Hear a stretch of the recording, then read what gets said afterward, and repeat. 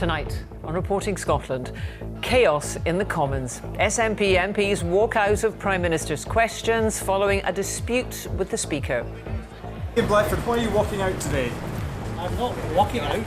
I have been suspended from Parliament. I've been doing my job, which is standing up to defend the interests of the Scottish Parliament. Opponents call it a stunt. The First Minister says Scotland has been treated with contempt. We'll have the latest. Also on the programme. Vulnerable witnesses like children and alleged victims of rape will no longer give evidence in court under new plans unveiled by the Scottish Government. An employment tribunal hears from a woman who claims she was tied to a chair by colleagues.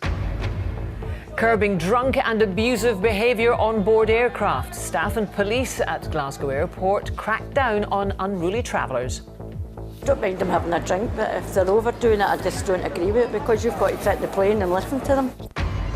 With only 50 days till the European Championships come to Glasgow, the medals the athletes will be competing for are unveiled.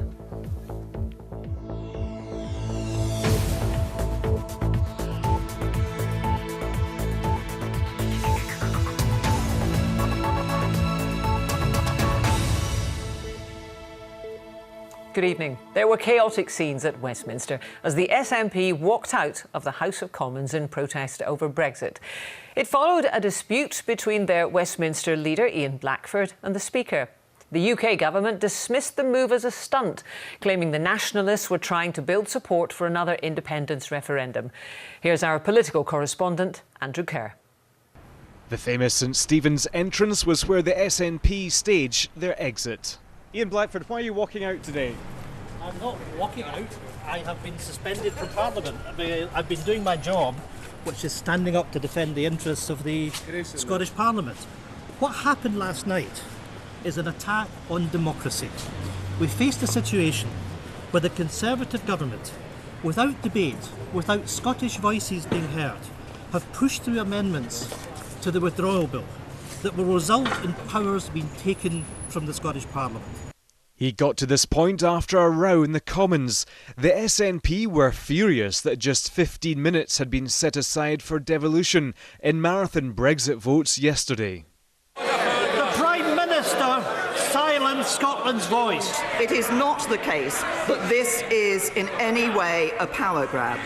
Mr Blackford tried to use procedures to force a debate. I have got no option but to ask that this House now sits in private. There can be a division, and it will be at the end of this session, not now. That is the end of the matter. There was confusion and Mr Blackford repeatedly challenged him. Resume your seat, Mr Blackford. Now. He was eventually thrown out. I order the right honourable gentleman to withdraw immediately from the House for order for the remainder of this day's sitting. Mr Blackford left along with his party colleagues.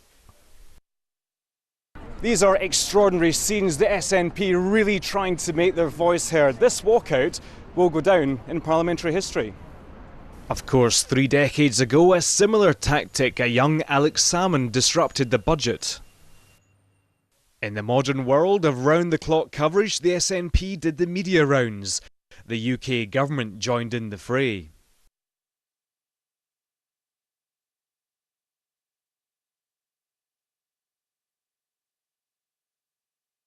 So I would have far rather that they held the government to account by debate in the House of Commons than pulling off this stunt. This issue has put Ian Blackford and Scotland's relations with the UK government in the spotlight, as Westminster has to deal with another front on Brexit.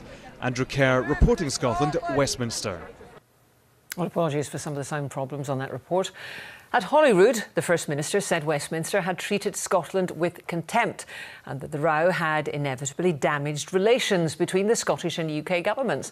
But rivals described that as bluster and accused the SNP of gesture politics. This from our political editor, Brian Taylor. Nicola Sturgeon told me she'll do nothing that undermines Scotland's interests, but it can't be business as usual. But I think the real impact of what we've seen in the last 48 hours is that people across Scotland now are under no illusion that the Westminster system, the system in which we were told Scotland was an equal and respected partner, simply doesn't work for Scotland.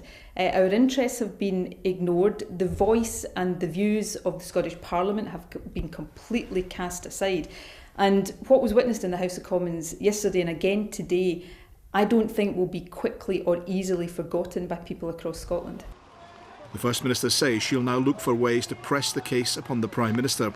But given Westminster's sovereignty, Nicola Sturgeon's options may be limited. No reason, she says, to give in. Yes, 93, no, 30. Every party at Holyrood, except the Conservatives, voted against the EU withdrawal bill, claiming it fell short on Scottish powers. Today, the Tories accused the SNP of gesture politics. They need to get off the ceiling and back round the negotiating table. That's what Scotland wants. Scotland wants its governments to work together to secure the best possible Brexit negotiation for Scotland and for the United Kingdom as a whole. And Labour urged both sides to talk. The bill as it stands is insufficient. It doesn't fully meet both the spirit and the letter of the 1998 devolution settlement. The answers won't be found in political stunts, neither will they be found in court rooms. We need to see a political fix, a negotiation that preserves the devolution settlement in Scotland. What will you recommend to the UK Government in these circumstances? The Scottish Secretary David Mundell previously gave evidence to Holyrood's inquiry into the bill. The committee now want him back to answer questions. It says that I don't think we've been treated with the respect we deserve. That's why we need to have David Mundell in front of the committee so he can explain himself and explain to the position of the UK Government. What's this all about? It's about who sets the rules for farmers and others. It's about food regulations and whether those might change in global trade deals once we leave the EU.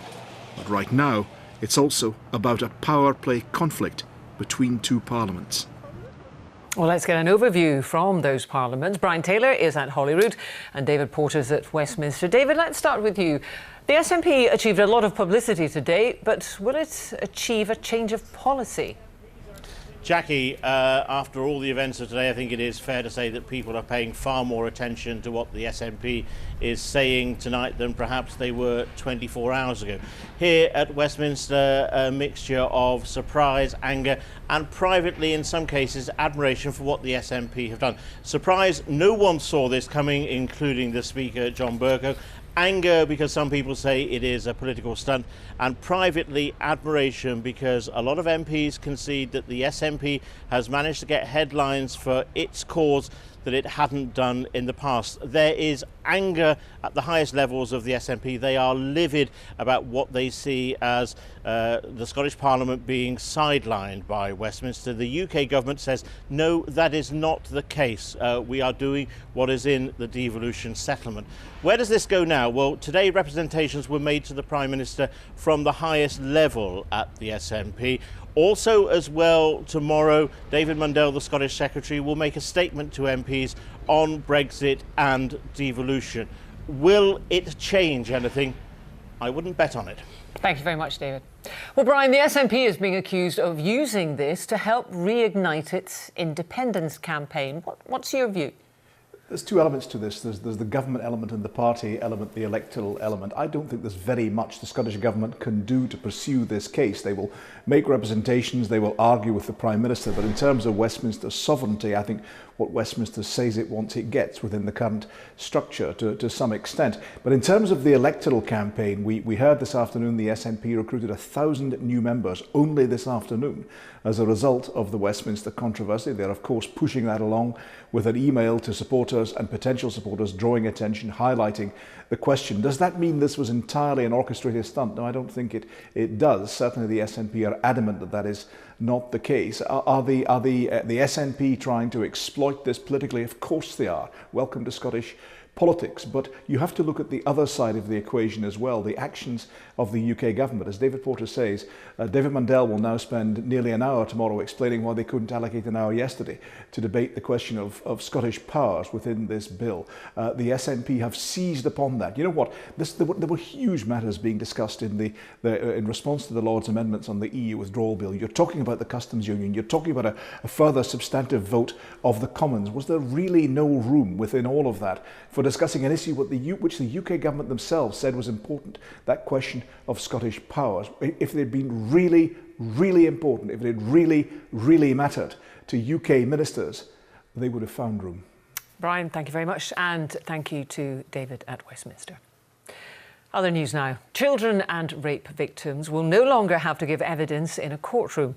That's the aim of a new bill which, if passed, would allow vulnerable victims in the most serious cases to give pre-recorded evidence instead. It follows calls from Scotland's most senior judge to introduce such a change, as revealed by the BBC earlier this year. Our correspondent Lucy Adams reports. I enjoy walking. I just enjoy thinking about other things. Catherine Coots had to wait almost 8 years to give evidence against her rapist. She says the experience was traumatic and hopes these changes mean others won't have to go through it. It was extremely difficult because you're having to relive what happened to you over again. And you've already spoken to people numerous times, you know, whether it be the police, whether it be rape crisis, which is fine, but you have to go over it again in court where it's very, very formal and it's actually terrifying. It follows calls by Scotland's most senior judge earlier this year to remove children and vulnerable witnesses from the courtroom. The evidence of that person, of somebody of that age, could all be taken effectively at a single interview or in a single interview process by people specially trained to do that. I will sit in this chair and the child will sit in this chair. This children's house in Norway, which we visited earlier this year, partly inspired this new approach. Under the Scottish proposals, witnesses would give evidence on camera in front of the defence and prosecution. But the scope and length of questioning would be agreed in advance and overseen by the judge in order to limit the adversarial, often traumatic cross-examination. Controversial to some. Our concern obviously is that members will underestimate the amount of time that will be required and then will come under pressure in the event that it takes more time. And naturally the reason there is a trial is because the accused has a different version from the witness who is giving evidence. The Scottish Government says that once successfully introduced for under 18s, this will be rolled out to vulnerable adult witnesses, such as alleged victims of rape. Over the course of a year it could vary, but it will be several hundred over the course of a year that could be affected by being witnesses in criminal trials of a serious nature in Scotland. If we then extend that out into adults in the years to come, then it could actually grow even further to potentially being 4 figures over the course of any given year. For Catherine, the change is especially important, as she was also called to court as a child. I remember the feeling that morning of being sick and nervous and crying.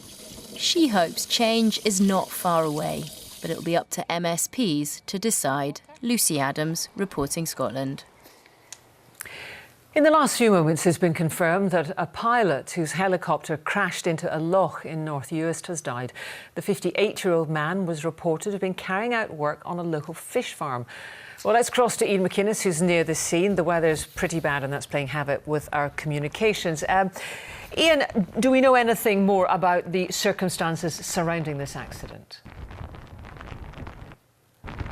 Well, Jackie, we know that the emergency services were called to this location in North Uist between Lochmaddy and Clachan around 10:15 this morning to report of a light aircraft having come down somewhere in this area. We now believe that aircraft was after from the PD Aviation Company based in Inverness. And in the last hour we've had it confirmed that a 58-year-old male sadly died as a result of that incident. Now, we understand the helicopter was working on a local fish farm, something that these small helicopters do in the Western Isles fairly regularly, helping moving fish and equipment to different locations.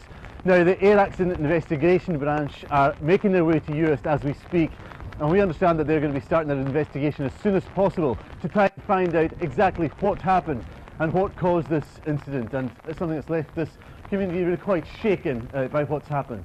Ian, thank you very much. An employment tribunal has heard a woman who complained of a misogynistic culture in a Scottish government agency considered ending her own life. Deanne Fitzpatrick previously claimed she was taped to a chair and gagged by 2 male colleagues.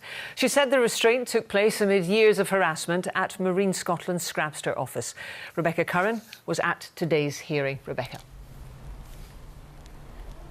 Yes, Jackie. Well, the tribunal here in Aberdeen heard directly from Ms Fitzpatrick today, who describes herself as a whistleblower. The fisheries officer, who's a Canadian national, claims that she was subjected to years of bullying by co-workers at Marine Scotland. Now, Ms Fitzpatrick, seen here getting into the car first, had previously claimed that she was taped to a chair and gagged by 2 male colleagues as a warning to keep quiet in 2010. Both men deny those allegations. Now, the tribunal didn't consider the restraint complaint today, and that's because it's said to have happened more than 3 years ago. The evidence that was heard today centred around a number of anonymous cards received by Deanne Fitzpatrick on Valentine's Day and on her birthday over a period of 3 years, starting in February 2015. One of the cards referred to her as a Canadian jock, another as an old troll. Others, she claims, were sexual in nature, and she says that the cards made her feel intimidated and frightened, and that eventually she contacted a euthanasia clinic in Switzerland because she wanted to end her own life. Now, under cross-examination today, it was put to Ms Fitzpatrick that there was no evidence to support her theory that those cards had been sent by a colleague. It was suggested that someone out with the organisation could have sent the cards, or even that she had sent the cards to herself. She rejected those suggestions. The tribunal is expected to continue here tomorrow. Thank you very much, Rebecca. Now it's just after 6:45. A reminder of tonight's main story. Chaotic scenes as the SNP walk out of the Commons chamber in protest after their Westminster leader is told to leave. And still to come, with Scotland's absence from the World Cup, who do people here want to win the tournament?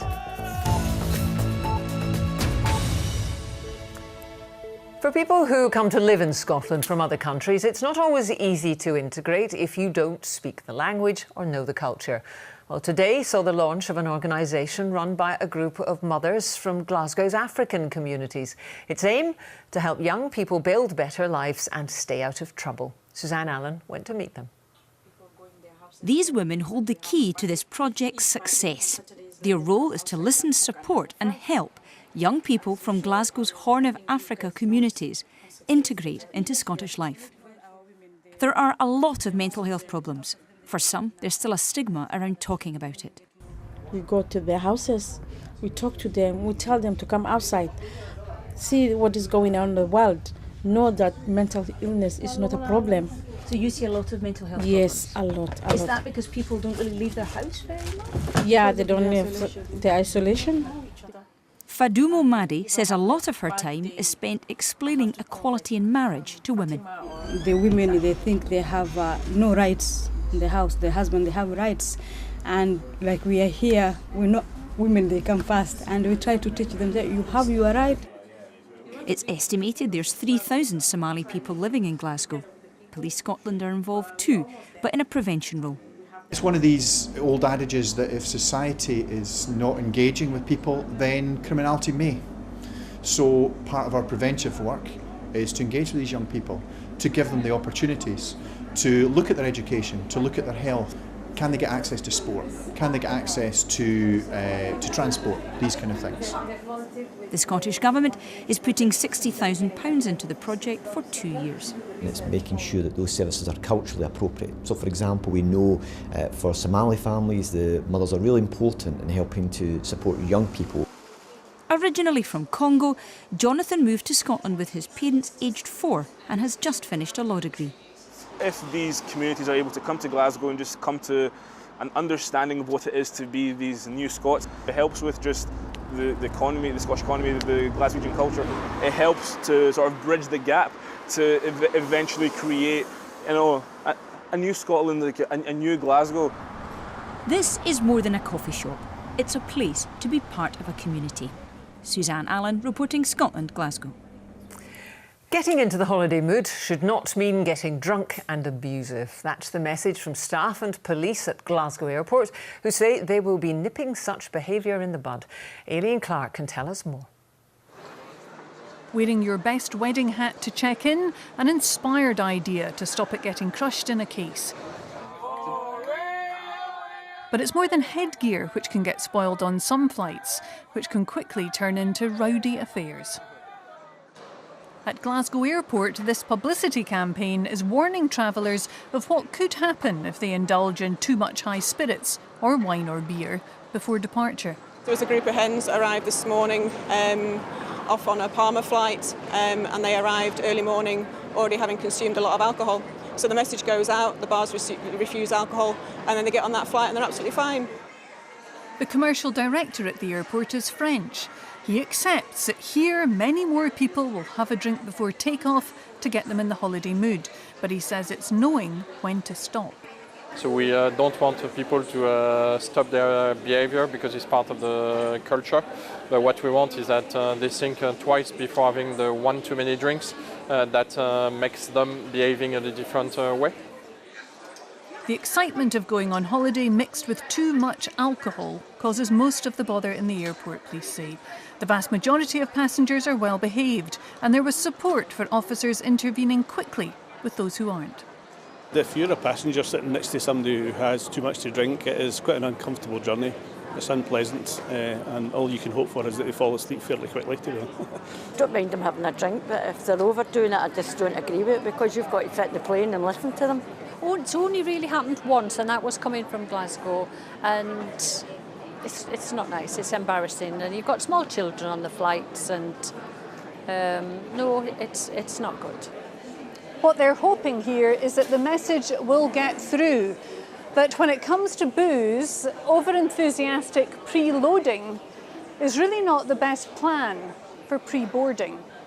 Aileen Clark, reporting Scotland, Glasgow Airport. Now, it's only 50 days until the European Championships come to Glasgow, and today the medals the athletes will be competing for were unveiled. Rona McLeod reports.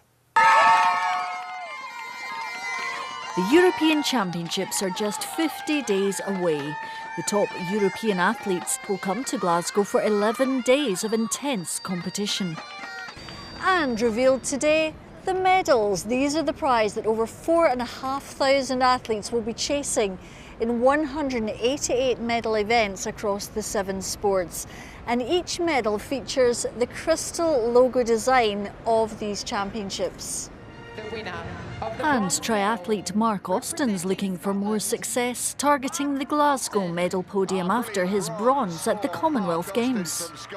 Last year I set out the two races of Gold Coast and Glasgow as my key races, so ticked off the first one, and then after that the focus just fully turned to this, so I'm really looking forward to it. The manner of Austin's bronze was impressive, successfully challenging the might of the world-beating Brownlee brothers. Right here, right now, the 20-year-old Scot with 2 brothers from England who are already between them have a multitude of world championships and, of course, the gold and bronze Olympic medals. Yeah, it is a strange one for sure, to kind of mess up the hierarchy a little bit. And Mark Austin holds on for the bronze for Scotland. To get the chance to hopefully go through those same emotions again is really, really exciting, and sort of just pushes you on that extra bit when you're training and stuff, so can't wait. We've seen the medals today. Any superstitions about touching the medals? Yeah, definitely didn't touch them. Feels a bit strange to be looking at them right up close, but I will just try to tell myself I'm not a superstitious person. So, superstitions ignored, Strathclyde Park is the focus. The European Championships triathlon will be held at the same venue as the Glasgow 2014 Commonwealth Games. Mark Austin determined to speed to more success. Rona McLeod, reporting Scotland. Well, as you probably know, the Football World Cup starts tomorrow in Russia, with our national side once again absent from the competition. So Jane Lewis has been finding out who we will be supporting instead. England football, did you hear us in the crowd? A World Cup song with a difference. In that World Cup and make us proud. Support for England, penned and performed by this Edinburgh musician. I've always supported English sportsmen, English teams, just by, I don't know, I've always just done it. I didn't ever question it. I mean, there are people around that love when England fall near the end, but I'm not really one of them, no. Then I'm gonna take the shaker and shake. In the West, there's support for a variety of countries, from those who've made Scotland their second home. We try to cheer up all the crowds, you know. For be fair, Scotland is in my heart, and I think in all the heart of Scottish people, they're going to support Brazil for sure. I miss Portugal, but unfortunately Scotland is not there, otherwise I'll have a Scottish flag here too. So I'm very proud to represent Portugal, and this is time to show your colours. Both teams got their own arch enemies, so every time we are playing with Germany, it's mobilisation. Yeah, we need to defeat them. Scotland versus England is the same, so I think, you know, Scots and Poles are really similar. Colin Hendry leading out Scotland. But with no Scotland, again, at this World Cup, who are Scots backing? I just like Spain. I've always liked Spain, and I think they're a good team. Belgium or France? I'm not supporting anyone if Scotland's not in it. Anybody that's playing against England. Put a smile on England's face. He'd beg to differ. And despite no Scotland in Russia, it seems Scots are in tune with the World Cup. Jane Lewis, reporting Scotland. Now the weather, and it's all changed, Judith. It certainly is a volatile spell of weather, nothing short of that as we head over the next 24 hours. And already the sea's being whipped up over there in Stornoway, sent in by one of our weather watchers earlier. And it's this low pressure. It's been named Storm Hector by the Irish Met Office, but it's sailing towards us. It's forming over the Atlantic as we speak, but as it moves towards us, we'll see increasingly windy conditions. And really, it's all about the wind. But we do have rain to contend with at the moment. The rain will continue to cross the country as we head through the evening, and actually behind it, something drier coming our way as well. 1 or 2 showers for more western areas. Excuse me. As we head through the night, we'll see the winds increasing with widespread gales developing. So the Met Office have issued a yellow Be Aware warning for widespread gales across the country, gusts of 50 to 60 miles per hour expected. Now, the main focus of those gales tomorrow will be through the central lowlands and across the south and across western Scotland too. Gusts of 50 to 60 miles per hour during the rush hour, possibly even touching 70 miles per hour. Frequent showers in the mix as well, so a difficult rush hour. As we head through the day, we'll start to see those showers easing across eastern areas, but becoming more prolonged across the west. Now, as we head towards the afternoon, the main focus of the stronger winds becomes across northern Scotland. Again, 50 to 60 miles per hour. There's still that Met Office warning in force. Plenty of showers for inland areas, but eastern Scotland looks like becoming drier with some sunshine. And in the west too, it brightens up, although we will continue to see showers. The wind's easing through the central lowlands and across southern Scotland. But we still have the high winds across the north. Again, potential gusts of 70 miles per hour for the Western Isles and the northwest corner. The winds gradually ease as we head into the latter part of the evening in the north. Elsewhere, they do ease down.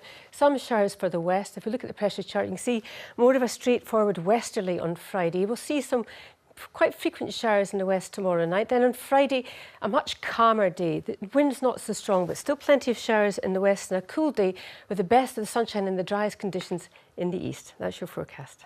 Thank you very much, Judith. And that's Reporting Scotland. I'm back with the late bulletin at 10:30. From all of us, have a very good evening.